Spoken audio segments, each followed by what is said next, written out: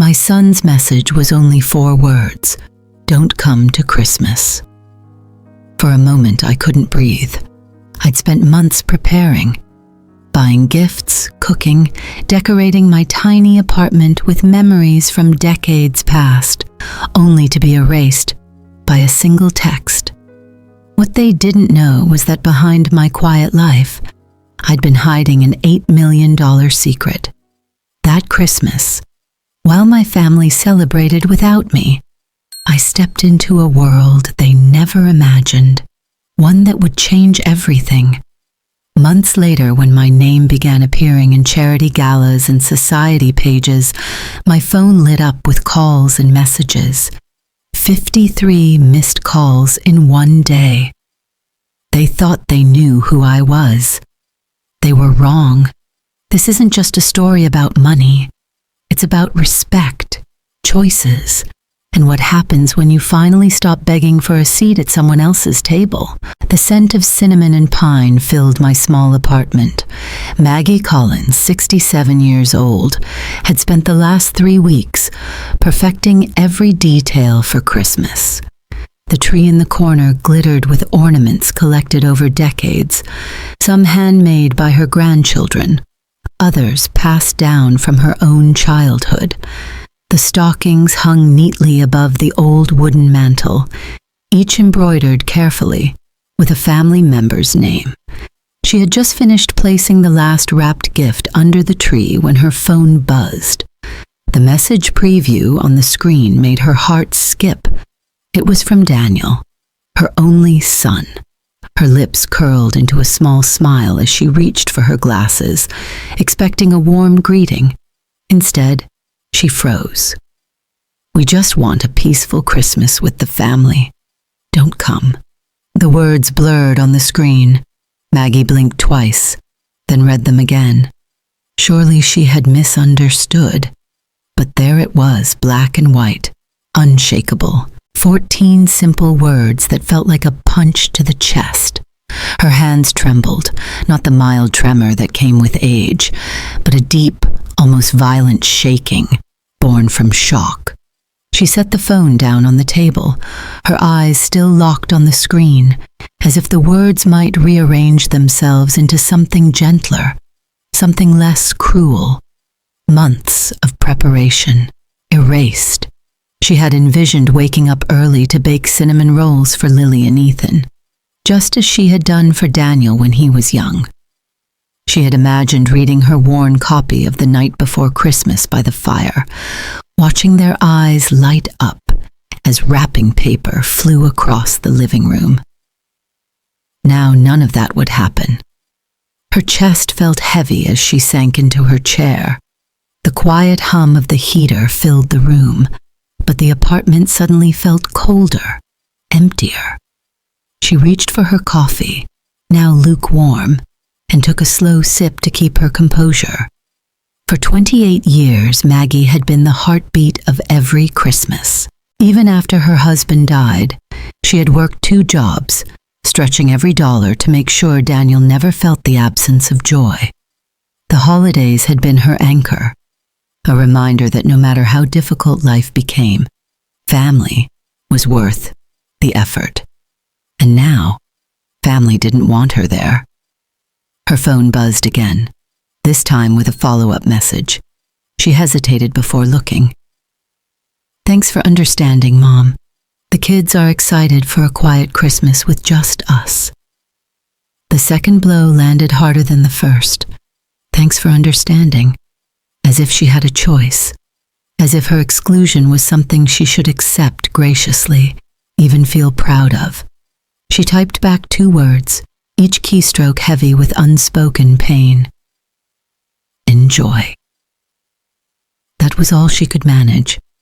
Her apartment was quiet again, save for the ticking clock on the wall. She looked around at the decorations, the garland on the banister, the centerpiece on the table, the gifts stacked neatly by size. Everything screamed family, yet she was utterly alone. Her eyes lingered on Daniel's stocking, the one she had sewn by hand, the year he was born. Next to it hung Rebecca's stocking, perfectly stitched with gold thread, even though her daughter-in-law had never once thanked her for anything she had done. Maggie's mind drifted back to last Christmas.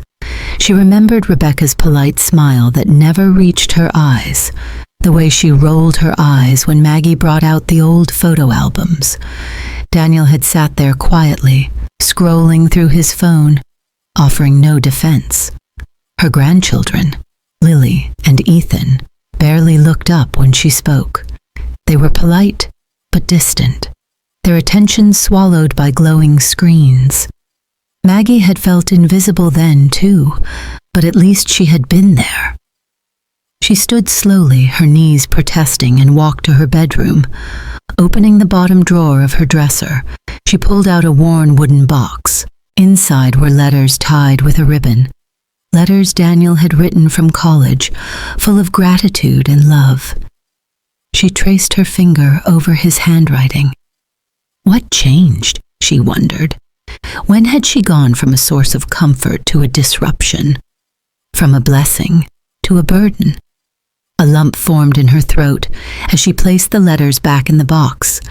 Closing the drawer felt like closing a chapter of her life she hadn't realized and was ending. She returned to the living room and sank into her chair, staring at the twinkling lights on the tree. They seemed dimmer now. She sipped her coffee, letting the bitter taste settle. Outside, snow began to fall softly, blanketing the street below in white. The world looked peaceful, almost magical. But inside, Maggie felt the sharp sting of reality. This was the first Christmas in 28 years that she would spend alone. She told herself she would be fine. She was used to doing things on her own, but deep down the truth gnawed at her. It wasn't the solitude that hurt. It was the rejection. And as she sat there, the weight of those 14 words pressing on her chest, she realized something important. This wasn't just about Christmas. This was about how easily people erase the ones who had sacrificed everything for them. Her phone sat silent on the table. No more messages came. Maggie looked at the tree one last time, then turned away. Somewhere deep inside, a quiet shift began. The snow outside had turned heavier, swirling in the wind, when Maggie heard a soft knock at her door. She wasn't expecting anyone. Opening it, she found Robert and Eleanor Jameson, her neighbors from the penthouse above. The Jamesons were everything Maggie was not. Elegant, sophisticated, and effortlessly at home in a world of wealth. They had always been polite when passing in the hallway, but never more than that. "Maggie, dear," Eleanor said warmly, her fur-trimmed coat dusted with snowflakes. "We know this is last minute, but Robert and I are hosting a Christmas Eve dinner upstairs. It's just a few friends, but we'd love for you to join us." Maggie's heart stumbled. A formal penthouse party?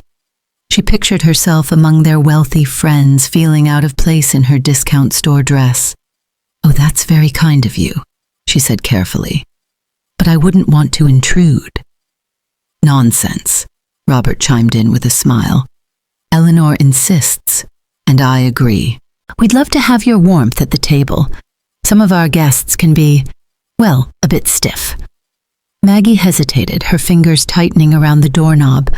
The thought of walking into that glittering world made her chest tighten with self-consciousness.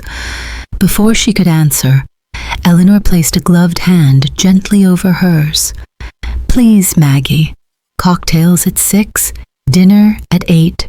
No pressure, but I think you'd enjoy it." Maggie forced a smile. "I'll think about it." As the Jamesons left, their voices fading down the hallway, she closed the door and leaned against it. She could already feel the creeping self-doubt. What would she wear? What would she say? She had nothing in common with those people. Her phone buzzed again. It was Rebecca. Maggie's chest tightened as she opened the message. "Thanks for understanding, Mom. I know it's hard, but this way we can have a peaceful Christmas. It means a lot to us." It was the peaceful Christmas again, those words like a slap in the face. Rebecca's message dripped with the kind of polite dismissal that masked condescension. Maggie could almost hear the smug tone behind it. Thanks for not making a fuss. Thanks for staying in your lane. The sting of humiliation burned fresh. Her gaze shifted to the small tree in the corner. The twinkling lights reflected in her eyes, but this time they didn't bring comfort. They reflected something else. Resolve. If her own family thought she was better off alone, maybe she would prove to herself that she was more than just the person they remembered.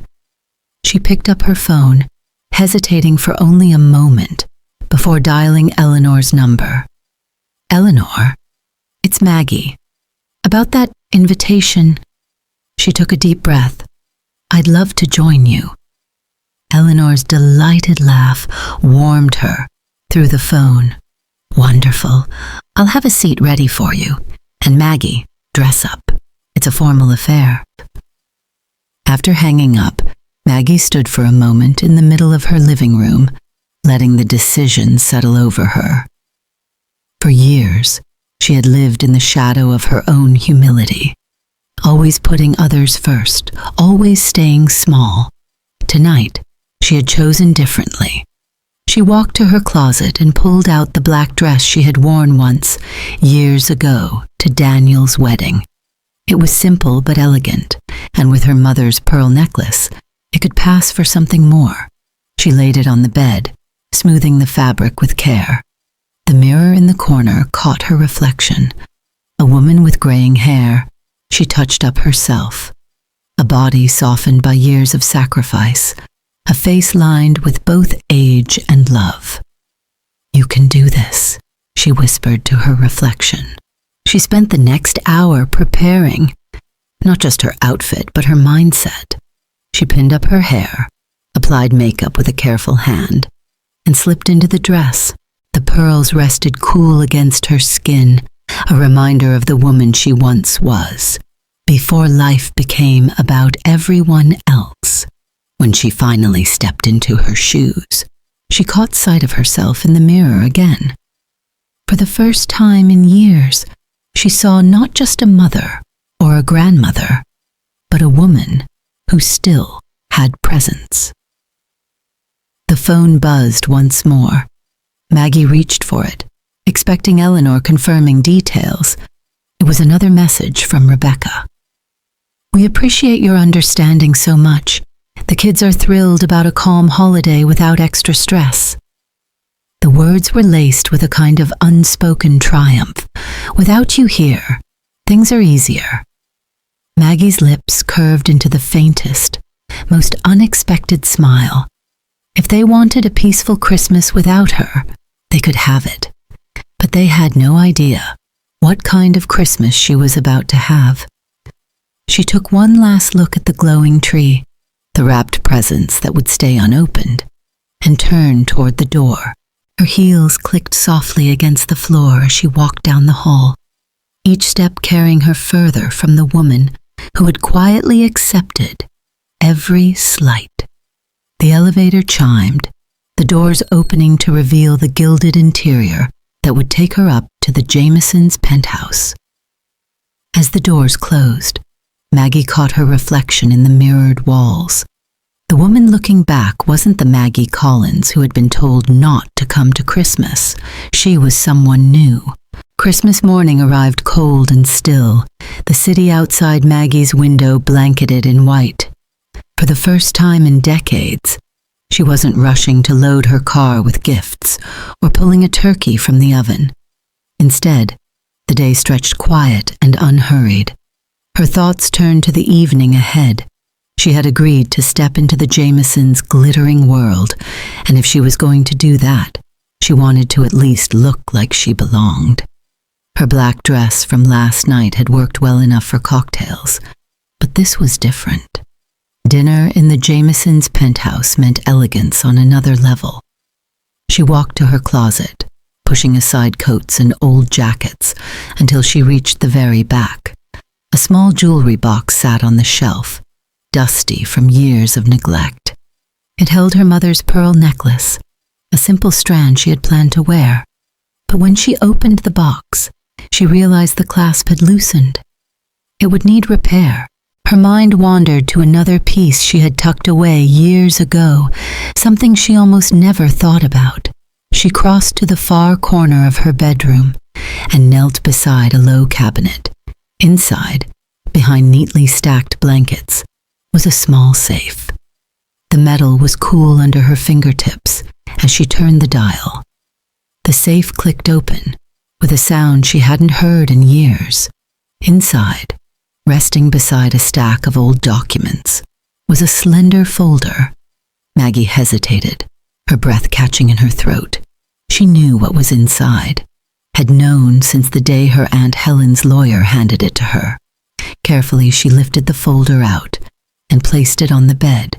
The edges were still crisp, the seal still intact. With deliberate hands, she opened it. There, neatly arranged, were the statements from her investment account. Her eyes scanned the most recent page, the numbers almost unreal even now. $8,247,332.1. $8 million. She stared at it the way she might stare at an old photograph, something familiar, but from another life. Her Aunt Helen had been a quiet force in the family. Never married, but shrewd and independent. She had invested early in tech stocks in the 70s, back when few women dared to play the market. Over decades, she had built a fortune. And when she passed, she left it all to Maggie. "You're the only one in this family who knows the value of hard work," her aunt had written in a letter. Maggie had kept it secret for 3 years. She had watched Daniel work his way up in his career, raise a family, and make his own mistakes. She never wanted him to rely on her money. She wanted him to respect her as more than a bank account. But the bitter sting of his rejection the day before settled in her chest. He hadn't respected her anyway. She traced her fingers over the printed numbers. $8 million. And her son still saw her as someone to be politely excluded for the sake of convenience. For a long moment, she sat on the edge of the bed, the folder resting in her lap. Memories pressed in. The years she'd stretched every paycheck to cover rent and groceries. The times she'd said no to herself so she could say yes to Daniel. And now, the woman who had once quietly balanced checkbooks in a cramped kitchen was sitting on a fortune she had never used. Her reflection caught her eye in the mirror across the room. She didn't see just the lines on her face or the silver in her hair. She saw someone who had survived, someone who had built a life in the shadows of sacrifice. But she was done hiding. She placed the folder back in the safe, this time at the very top, no longer buried under blankets. As she closed the door, a quiet certainty settled over her. The money wasn't just numbers. It was a symbol of something she had never allowed herself to fully embrace, her own worth. Returning to the closet, she pushed aside the dresses she had worn 100 times before. From the very back, she pulled out a garment bag she hadn't touched in years. Inside was a deep emerald dress, simple, elegant, and far more daring than anything she had worn recently. She held it up to the light. The color brought warmth to her eyes, softened the gray in her hair. It felt right. As she slipped into the dress, she thought again of Daniel's message, of Rebecca's careful thanks. They had expected her to fade quietly into the background. Instead, tonight she would step into a room where no one saw her as an afterthought. In the mirror, the emerald fabric hugged her figure just right. She fastened the repaired clasp of her mother's pearls, and for a finishing touch, pinned on the small diamond brooch Aunt Helen had left her. She looked at herself one last time. This was not the Maggie who baked alone in a silent apartment. This was someone her family didn't know existed. The elevator chimed softly as it reached the Jamesons' floor. Maggie stepped out, the heels she had chosen clicking lightly against the marble. She took a moment to collect herself, adjusting the emerald dress, smoothing invisible wrinkles. The doors to the penthouse opened before she could even knock. "Maggie." Eleanor's voice rang warm and welcoming, her champagne-colored gown shimmering under the light.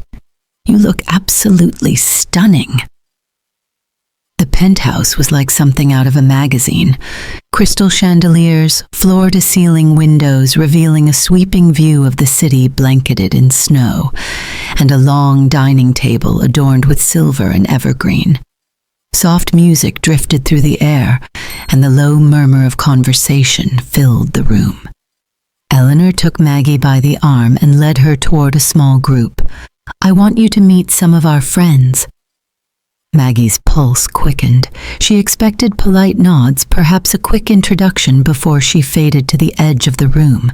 Instead, she was met with genuine smiles, firm handshakes, and an ease she hadn't anticipated. "This is Maggie Collins," Eleanor announced. "She's one of the most thoughtful people I know. We've been neighbors for a while, but we're thrilled she's joining us tonight."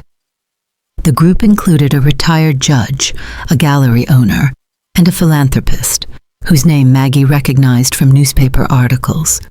They asked her questions, not superficial ones about the weather, but genuine curiosity about her life. She spoke honestly, sharing pieces of her story, the years raising Daniel alone after her husband died, the balancing of 2 jobs, the way she found joy in small traditions. She expected pity, maybe polite silence. Instead, she saw admiration in their eyes. "It takes resilience to raise a family on your own," the judge remarked. "And grace," the gallery owner added. "That kind of strength is rare." For the first time in a long time, Maggie wasn't being dismissed. She was being seen. Dinner was announced, and the guests moved toward the table. Maggie found herself seated between Eleanor and a distinguished man introduced as Charles Astor, head of a major charitable foundation.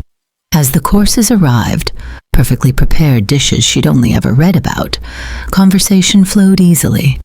Charles asked her opinion on community outreach. At first she hesitated, unsure if her voice carried weight in a room like this. But Eleanor leaned in with a gentle smile. "You've lived what we're trying to address," she encouraged. So Maggie spoke. She talked about the challenges she had seen firsthand.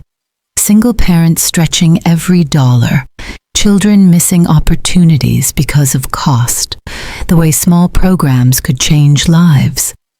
The table grew quiet, everyone listening. When she finished, Charles nodded thoughtfully. "You have a perspective we don't often hear in these rooms," he said. "It's refreshing." As dessert was served, delicate pastries dusted with powdered sugar, Eleanor turned to her with a sparkle in her eyes. "Maggie, have you ever considered being involved in a charitable board?" Maggie blinked. "Me? I wouldn't even know where to begin." "You've already begun," Eleanor replied warmly. "Your insight tonight was invaluable. The Astor Foundation is always looking for voices that understand real challenges. I think you'd be a tremendous asset." A ripple of surprise moved through Maggie. The idea of sitting on a foundation board had never crossed her mind. She wasn't a wealthy donor or a corporate executive. At least, that's how she had always seen herself. But she thought of the folder in her safe. $8 million untouched. The resources were there, and for the first time she realized she could use them not just to support her family, but to make a broader difference. "I'd be honored to consider it," she said softly. Eleanor's smile widened. "Then we'll make it happen." As the evening drew on, Maggie felt a shift inside her. She wasn't a guest on the margins of someone else's celebration. She was a valued participant, part of conversations that mattered. When the party began to wind down, Robert escorted her to the elevator. "You fit in here more naturally than you think," he said with a knowing smile. Back in her own apartment, Maggie slipped off her heels and set her clutch on the counter. The pearls at her neck caught the light, a quiet reminder of where she had been and where she might be going. She looked around at her modest living room, still warm with the soft glow of the Christmas tree. For the first time in days, the decorations didn't feel like remnants of a holiday she had lost. They felt like the beginning of something new. The days after Christmas seemed to move in slow motion, yet everything in Maggie's life was shifting at remarkable speed. The quiet of her apartment no longer felt like loneliness. It felt like transition. One morning, Eleanor invited her for tea. They sat near the windows of the Jamesons' penthouse, sunlight streaming over the city. The air smelled faintly of bergamot and fresh scones. "Maggie," Eleanor began, leaning forward slightly, "have you ever considered moving to a larger space? I know you love your apartment, but you deserve more comfort. And forgive me, but a new chapter deserves a new home." Maggie laughed softly. "A new home? Eleanor, I've been in that apartment for nearly 15 years. And you've outgrown it," Eleanor replied firmly. "There's a lovely penthouse 2 floors above yours. The view alone could inspire an entirely new version of you. Let me connect you with my realtor." At first, Maggie hesitated. A penthouse felt extravagant, almost absurd for someone who still remembered stretching every dollar. But as she sipped her tea, she thought about the safe in her bedroom. $8 million. It wasn't just a dream. It was possible. A week later, she stood in the center of the empty penthouse, gazing out at the sprawling city. Floor-to-ceiling windows wrapped around the space, flooding it with natural light. The ceilings soared above her, and the rooms were spacious enough to breathe in a way her old apartment never allowed. The realtor's voice was almost a background hum. Maggie's mind was spinning with possibilities. A new home wasn't just about space, it was a declaration. "I'll take it," she heard herself say. Moving day felt like shedding an old skin. Maggie watched as her modest belongings were packed up. The tree and ornaments went into carefully labeled boxes. Her old furniture, though well-loved, seemed dwarfed by the grandeur of the new space. Eleanor insisted on introducing her to a decorator. "Darling, if you're going to live in a penthouse, you need to make it yours," she said, handing Maggie a card. Soon, a warm yet sophisticated transformation began. Rich but tasteful furnishings replaced her worn couch. Art filled the walls, not the kind that screamed for attention, but pieces that drew the eye gently. Each room began to reflect the Maggie who was emerging, still grounded, but no longer invisible.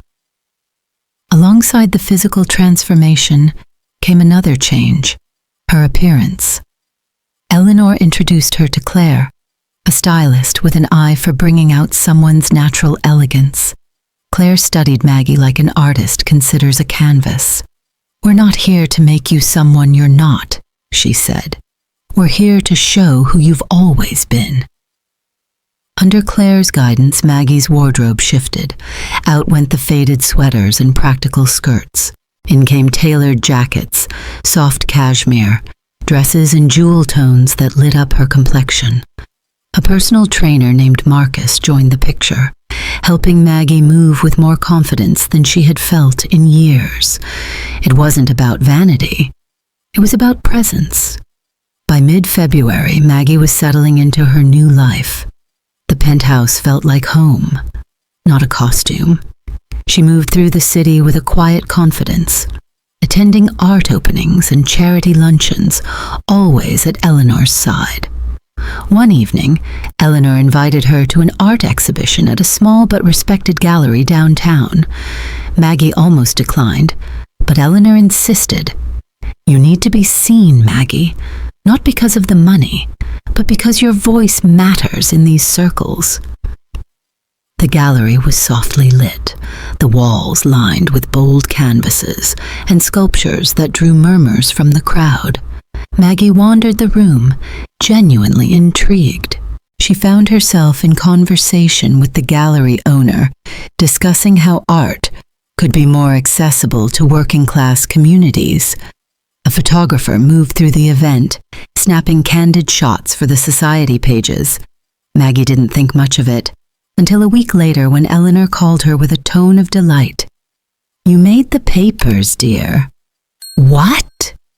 Maggie laughed in disbelief. Sure enough, in the Sunday Society section there she was.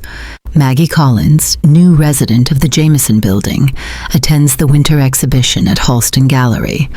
The photo captured her mid-laugh, wearing a deep sapphire dress Claire had chosen, pearls at her neck, catching the light. Maggie stared at the image for a long moment. It wasn't just a picture. It was a signal. She was no longer the quiet woman no one noticed. People had begun to see her.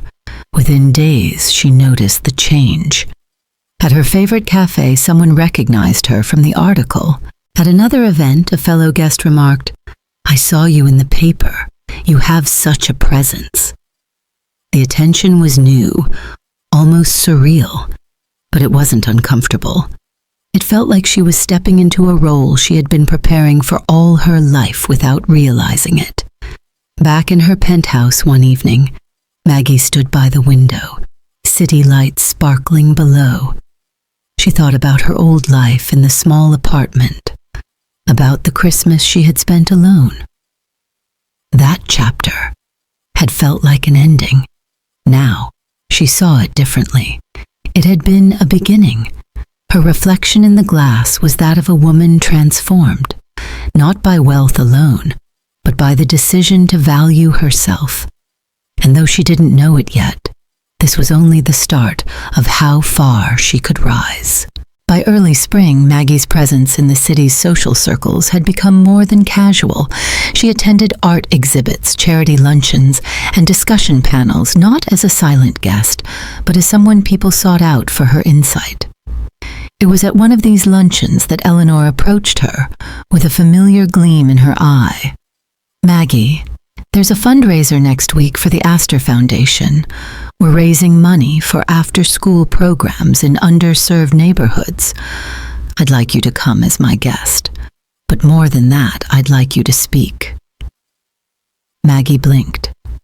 "Speak? Eleanor, I wouldn't know what to say to a room full of donors." "You'd speak from the heart," Eleanor said simply. "That's more than most people in those rooms do. They need to hear why these programs matter from someone who's lived it." Despite her hesitation, Maggie agreed. She spent the days leading up to the event quietly preparing, not a polished speech, just thoughts, memories, and a few clear points she wanted to share. The night of the fundraiser, the ballroom shimmered with light. Tables draped in ivory linen filled the space, adorned with arrangements of white roses and flickering candles. The hum of conversation buzzed around her as she took her seat beside Eleanor at the head table. Dinner passed in a blur. Maggie listened as the other speakers addressed the crowd, polished presentations full of statistics and figures. When her name was called, she rose, palms slightly damp, and walked to the podium. She looked out at the room, a sea of faces, some curious, some distracted, waited. Maggie took a deep breath. "I was 29 when my husband passed," she began, her voice steady. "I had a young son, a small apartment, and no idea how I was going to make ends meet. But I learned. I worked 2 jobs. I budgeted every cent, and I still made sure my son had moments of joy. That's what programs like this give to families, space to breathe, to hope, to dream beyond survival." The room grew still. Maggie spoke about small community programs that had helped Daniel when he was young, about how even the smallest investment in children could ripple forward for decades. "I stand here today because people once invested in me when I didn't even know what I needed," she said. "And I believe we have the power to do the same for countless families now." When she finished, The applause was warm and sustained. Maggie returned to her seat, heart still pounding. But Eleanor's approving smile reassured her. The next morning, Maggie was surprised to see her name in the local society pages again. A photo captured her at the podium, her expression earnest. The headline reading, "Maggie Collins, new voice in community philanthropy, speaks at Astor Foundation Gala." This time, the coverage went beyond a flattering photograph. The article quoted her remarks, praising her authenticity and calling her speech one of the most memorable of the evening. And then, almost on cue, her phone buzzed. It was a message from Rebecca. "Hi, Maggie. I saw you in the paper. You looked amazing. We should catch up soon. Lily's spring recital is coming up, and she'd love for you to be there." Maggie read the words slowly. There was a warmth to them that hadn't been there in months. But beneath the politeness, she sensed something else, a shift in tone now that her name was appearing in public alongside influential people. She set the phone down without replying.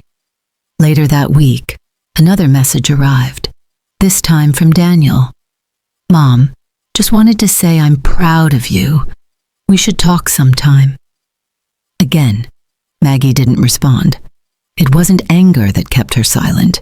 It was clarity. She had no desire to rush back into old patterns, where every invitation came with an expectation, every reconnection tied to convenience. In her penthouse, she stood by the window, the city alive with lights below. The distance from her family didn't ache the way it once had. She knew they would reach out again. She also knew she didn't need to answer until she was ready. That evening, Eleanor called, her voice warm. "You were magnificent, Maggie. You spoke like you belonged there, because you do. This is just the beginning." Maggie smiled to herself. She thought of the old apartment, of the Christmas tree that had felt like an ending, of the girl in the society photo who looked nothing like the woman her family thought they knew. She wasn't done rising, and she would do it on her own terms. The first sign came in early April.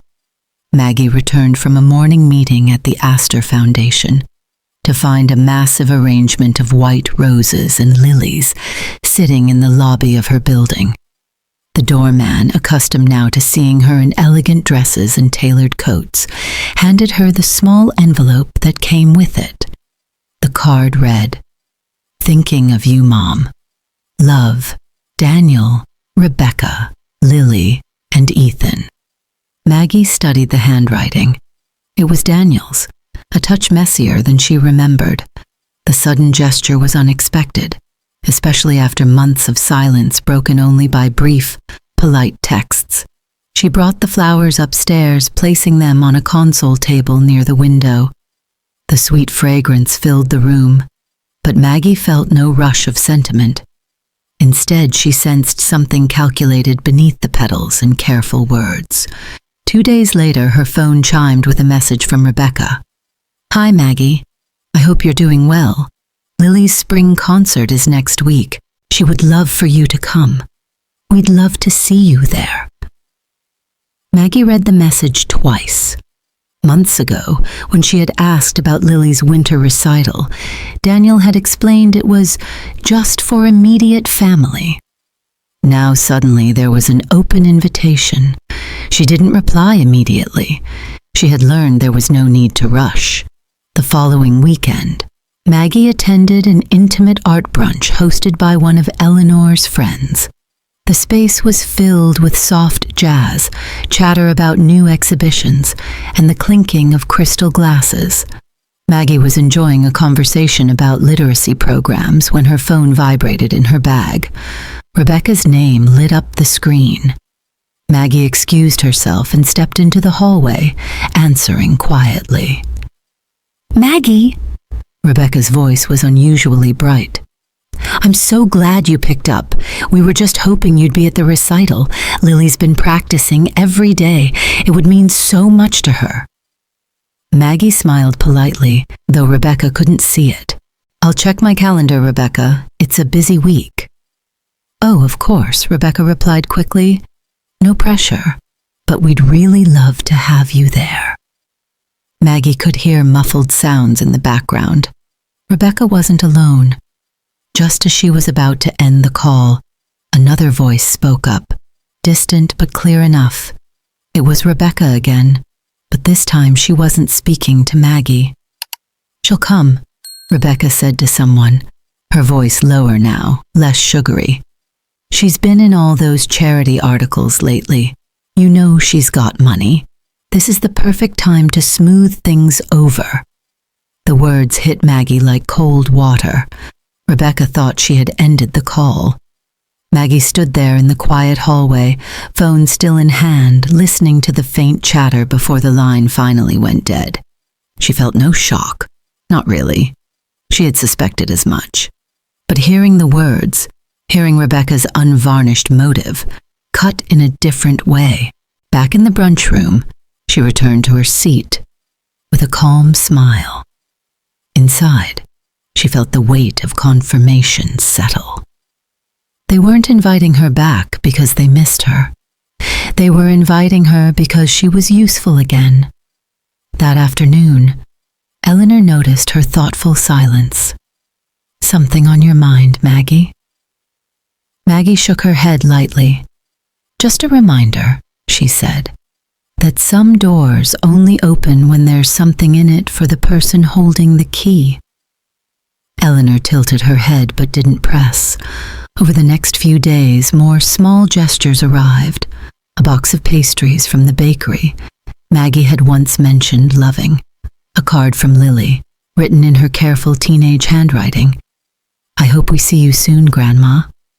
Each gift was sweet on the surface, but tinged with an urgency Maggie couldn't ignore. She thought back to Christmas morning, sitting alone in her small apartment. Back then, their absence had stung. Now, their return felt less like reconciliation, and more like strategy. The Lily invitation remained unanswered. The flowers still sat fresh in their vase, but Maggie had no intention of mistaking them for what they were not.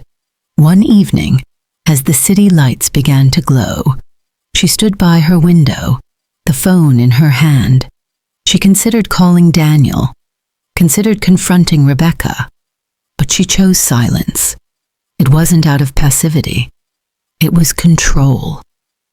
Maggie understood now that her value in their eyes had shifted, but her own value, the one she had rebuilt over the past months, no longer depended on their recognition. When the recital came and went, she sent Lily a brief, warm message. I'm so proud of you. Let's have our own celebration soon. The tone was genuine, but it carried an unspoken boundary. Maggie had no intention of being drawn back into old patterns simply because her family had decided the timing was convenient. It was a Tuesday morning when the doorman called. Mrs. Collins, your son is here to see you. Maggie hesitated for a moment before replying. Send him up. The elevator ride must have felt like a lifetime for Daniel, because when the doors opened, he stepped out looking nervous. His eyes darted around the gleaming foyer of her penthouse, marble floors, tastefully arranged artwork, and a view that seemed to stretch across the whole city. This place is... His voice trailed off as he turned in a slow circle. I didn't know you lived like this. Maggie gestured for him to follow her into the living room. It suits me, she said simply, settling into one of the leather chairs. Coffee? Daniel nodded, still glancing around. You have a housekeeper, me? He asked, noticing the neatly arranged tray on the table. Sometimes. It depends on the week, Maggie replied, pouring the coffee with practiced ease. For a moment, silence hung between them. Daniel took in the view, the understated elegance of the space, and then finally looked at her. Mom. How? Maggie met his gaze steadily. How what? How did you go from your little apartment to this? He gestured broadly as if the question applied to the entire life she was now living. She considered her words. It's not new, Daniel. The means have been there for some time. You just didn't know. His brow furrowed. Didn't know what? Maggie took a calm sip of her coffee. Your Aunt Helen left me an inheritance when she passed, 3 years ago. Daniel blinked. An inheritance? $8 million, she said plainly. The words seemed to hang in the air, heavy and sharp. Daniel's mouth opened, then closed again. He leaned back in his chair as if trying to process the weight of the number. 8 million? His voice cracked slightly. Mom, why didn't you tell me?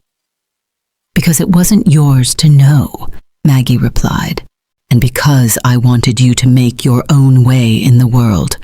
I wanted you to respect me as a person, not as a bank account. Daniel's face flushed. That's not... He stopped himself, shaking his head. I mean, that's not fair. I wouldn't have... He trailed off again. Wouldn't have what? Maggie asked gently. He stared at the floor for a long moment, then finally looked up. Mom, I need your help.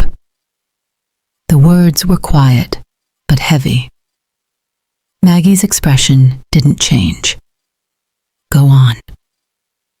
My business, it's in trouble, Daniel admitted. Some bad investments, and Rebecca and I, things aren't good. We're talking to lawyers. Maggie sat back, watching him carefully. The desperation in his voice wasn't something she enjoyed, but it was familiar. This was how he had come to her before, when he needed money for school fees, for car repairs, for unexpected bills. Always urgent, always certain she would step in. How much are we talking about? She asked. He hesitated. The lawyer's retainer alone is $50,000, and there are other debts. Maggie nodded slowly. I see. Mom, I know I haven't been the best son lately, Daniel rushed on. Christmas, that text. I shouldn't have sent it. You wanted a peaceful Christmas, Maggie finished for him. I remember. Daniel looked pained. I was wrong. Rebecca was wrong. We thought... He stopped, realizing perhaps that any explanation would sound hollow now. Maggie set her coffee cup down carefully. Daniel, I appreciate the apology, truly, but I need time to consider what you're asking. This isn't something I'll decide in the moment. Daniel blinked. Mom, it's me. I'm your son. Yes, Maggie said calmly. And that's exactly why I need to think carefully. Not because I don't love you, but because love isn't the same as always saying yes. He stared at her for a long moment, clearly taken aback by her composure. In the past, she would have rushed to ease his worry. Now she spoke as someone who valued her own boundaries. I'll think about it, she said finally. I'll be in touch. Daniel rose slowly, glancing once more around the penthouse as if seeing it for the first time. You've, changed, he said quietly. Maggie's expression softened just slightly. Maybe I've just stopped making myself small. The doorman escorted Daniel out, leaving Maggie once again in the quiet of her home. She stood by the window, the city sprawling below. Her son had come to her in need, but for the first time, she hadn't been pulled in by urgency or guilt. She would decide on her own terms. 2 weeks passed before Maggie heard from Daniel again. During those 2 weeks, her phone had rung a handful of times, mostly brief texts asking when she might have a decision. Each time she replied the same way. I'll let you know when I'm ready. It wasn't meant to punish him. It was simply a shift in how she handled things now. She didn't respond on anyone else's timeline, not even her son's. On a crisp Thursday morning, the doorman called up. "Mrs. Collins, your son is here to see you again." Maggie agreed to let him up. She had been expecting this visit. When Daniel stepped into the penthouse, Maggie noticed the changes immediately. His suit was more wrinkled than pressed. His hair, usually neat, had grown slightly unkempt. There was a weight in his expression that hadn't been there before, or perhaps had been hiding behind confidence. He didn't bother with small talk. "Mom, thank you for seeing me again." Maggie gestured for him to sit. "Coffee?" she asked, calm and polite. He shook his head. I need to know where we stand." Maggie folded her hands in her lap. "I've given it thought," she began. "You told me last time that you needed $50,000 for a lawyer's retainer. That number hasn't changed?" Daniel shook his head. "No, that's the amount, but it's urgent." "I understand." Maggie's voice remained steady. "And I've decided I will help you with that amount." Relief flooded Daniel's face. "Thank you, Mom. I promise I'll pay you back this time." Maggie held up her hand, stopping him. "This isn't a loan, Daniel." He looked confused. "It's not?"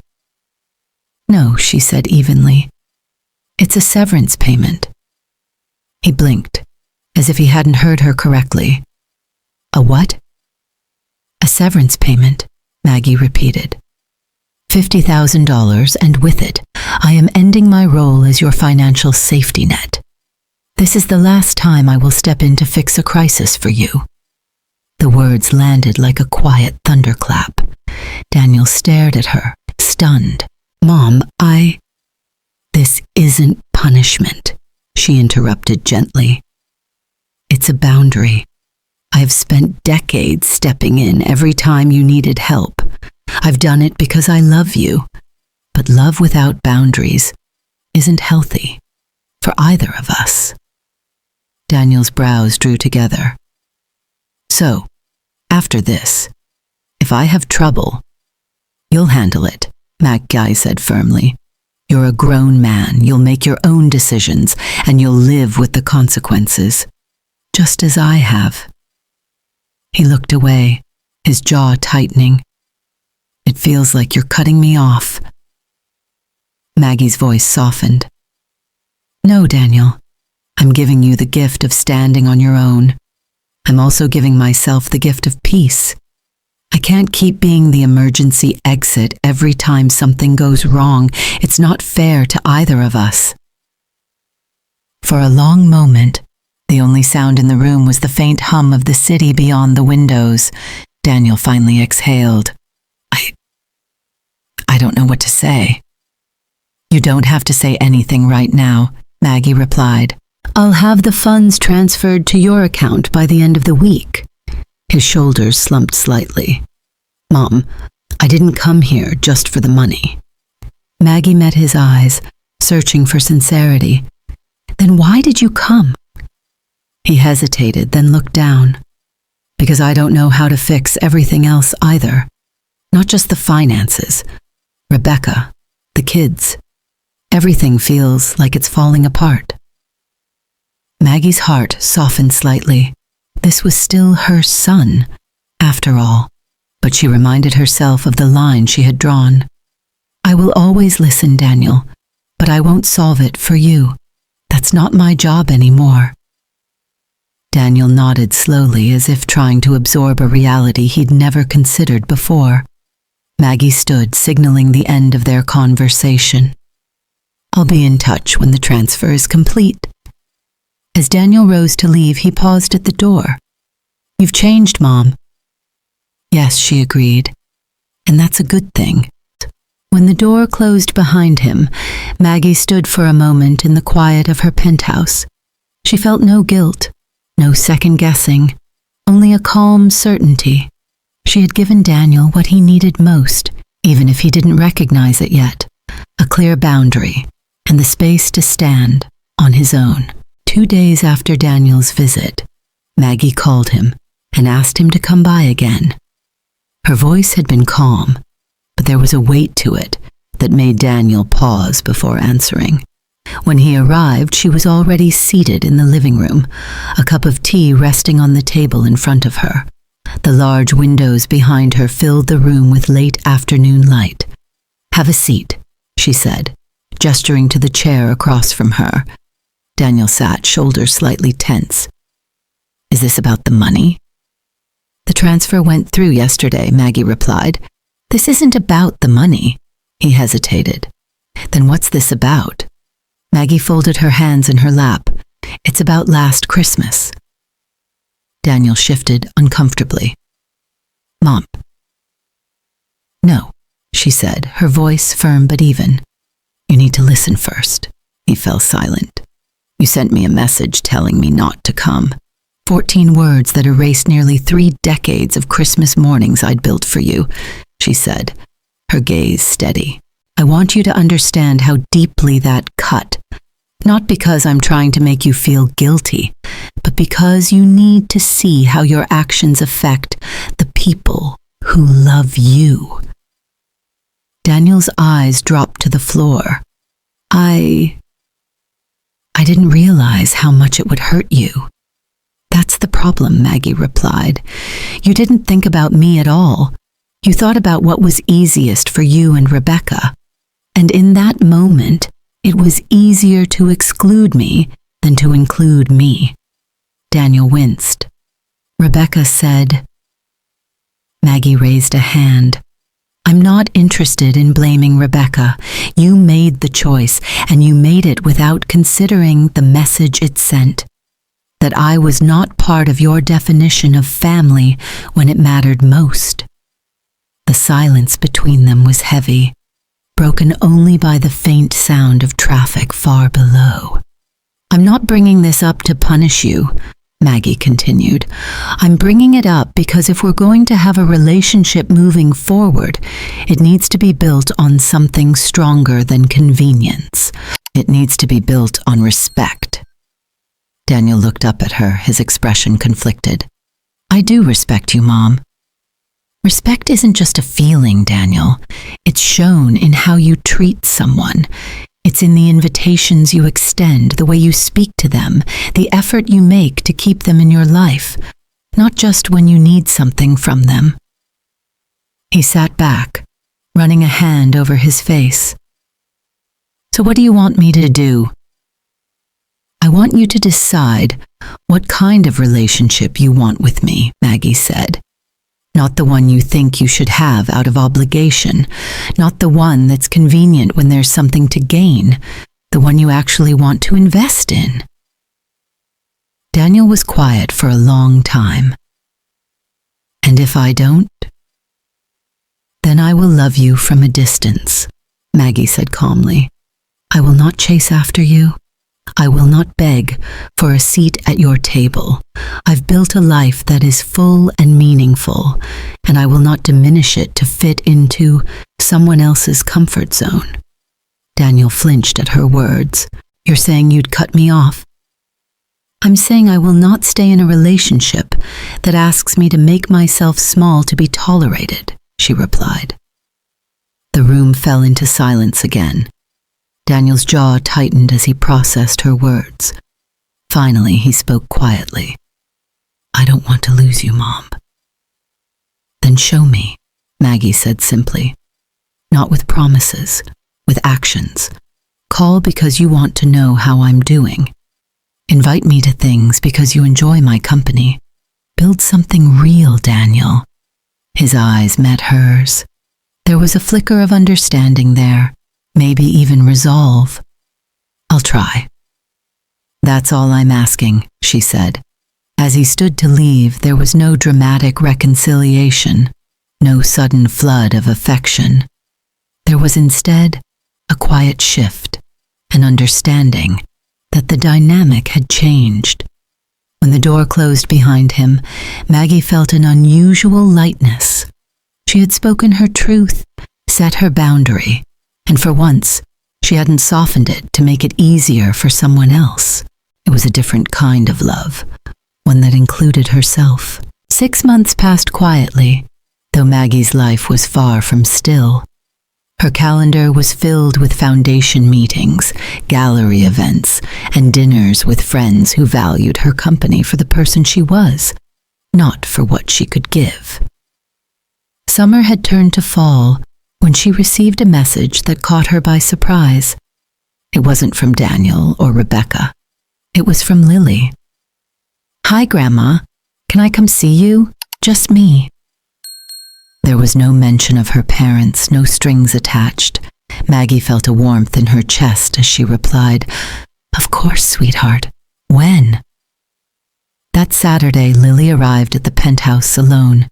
She looked older than the last time Maggie had seen her, her hair pulled back, a canvas tote slung over her shoulder. She stepped inside with a shy smile. "Wow," she said softly, taking in the view. "Dad told me you moved, but I didn't know it was like this." Maggie smiled. "It's home now. Come on in."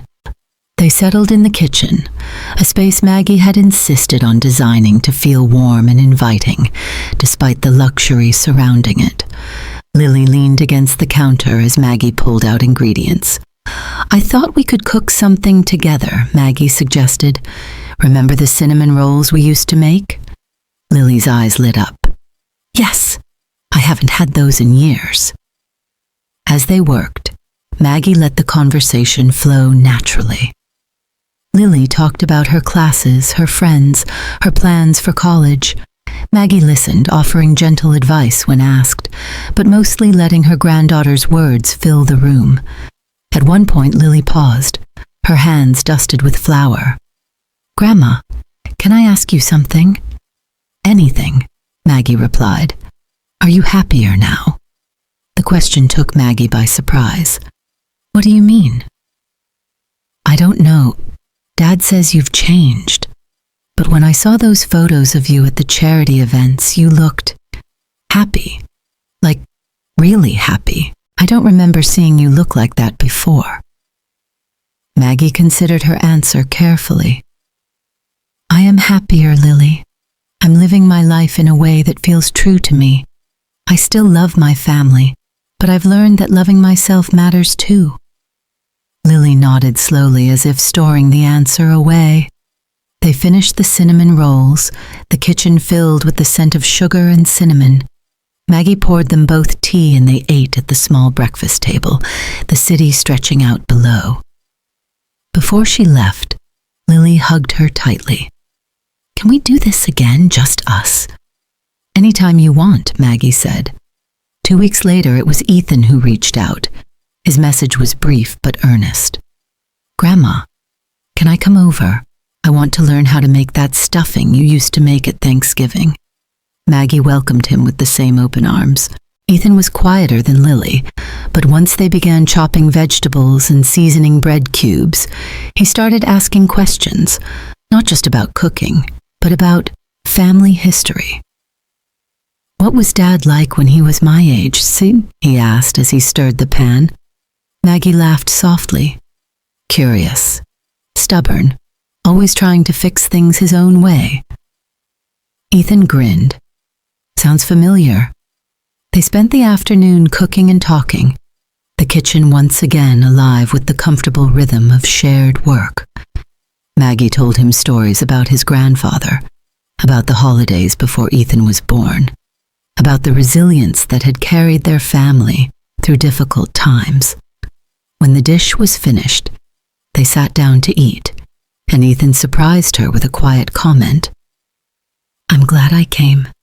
It's different here. It feels like you actually have time for me." Maggie felt her heart swell. "I always have time for you," she said. After Ethan left, Maggie stood by the window, looking out at the lights beginning to twinkle across the city. The visits from her grandchildren had been small moments, but they felt significant. This Christmas, she thought, might look nothing like the ones she had built in the past, but maybe that was the point. The warmth she felt wasn't about a perfect family gathering or a decorated tree. It was about genuine connection, without expectation, without performance. And for the first time in a long time, Maggie looked forward to the holiday season, not because of what it might bring her, but because of what she had already found. The first snow of December drifted lazily past the windows of Maggie's penthouse when her phone rang. It was early, just past 8, and she almost let the call go to voicemail. But when she saw Daniel's name, she answered. "Mom," he said, his voice quieter than she was used to. "I know it's last minute, but I'd like to come to see you this Christmas morning. Just me, no one else. Is that okay?" Maggie hesitated for only a moment. "Yes, Daniel. That's okay." At 10 o'clock there was a knock at her door. Daniel stood there holding a paper bag from the bakery she had once mentioned loving. A thermos of coffee peeked out from the top. "Merry Christmas," he said, a little awkwardly. "Merry Christmas," Maggie replied, stepping aside to let him in. They settled in the living room, the skyline spread before them, the quiet hum of the city below.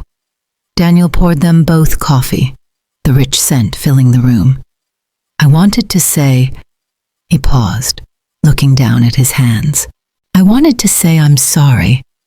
Not just for Christmas last year, though I am sorry for that, but for all the times before, when I treated your generosity like it was something I was entitled to, when I didn't see you as a person with her own life." Maggie listened quietly, letting the words sink in.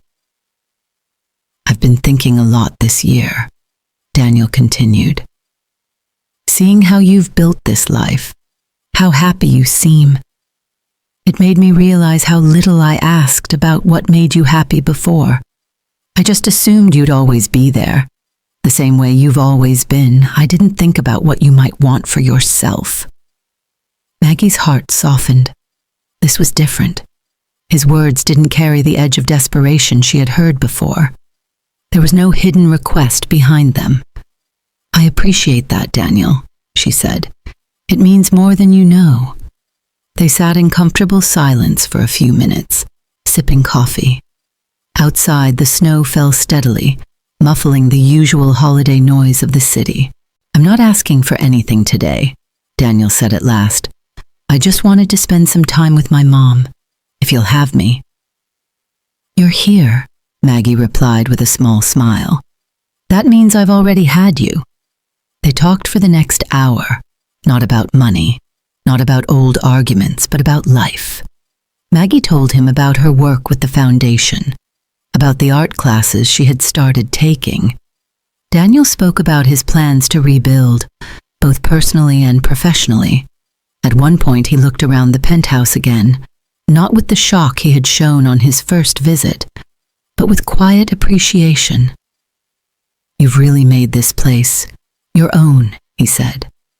"I have," Maggie agreed, "and I've made my life my own too." Daniel nodded. "I'm glad you have. You deserve it." The words were simple, but they felt genuine. Eventually, Daniel stood to leave. "Thank you for letting me come," he said at the door. "Thank you for coming," Maggie replied. He hesitated. "Can I hug you?" Maggie opened her arms, and he stepped into them. The embrace felt different from the ones they had shared before, less desperate, more grateful. "I love you, Mom," he said quietly. "I love you too," she replied. "But remember, love only works when there's respect alongside it." He nodded, understanding. After he left, Maggie walked to the balcony, her cashmere wrap pulled close against the chill. The city stretched out below, rooftops dusted with snow, lights twinkling in the pale winter sun. For the first time in years, she felt completely at peace. Not because everything was perfect, relationships were still mending, boundaries were still new, but because she knew she was living on her own terms. The air was crisp, the sky bright, and in that moment, Maggie felt something rare and precious: freedom. She raised her coffee cup slightly as if toasting the city to new beginnings. And somewhere below, the people who once thought they could dictate her worth were learning what she had known all along, that her value was never theirs to define.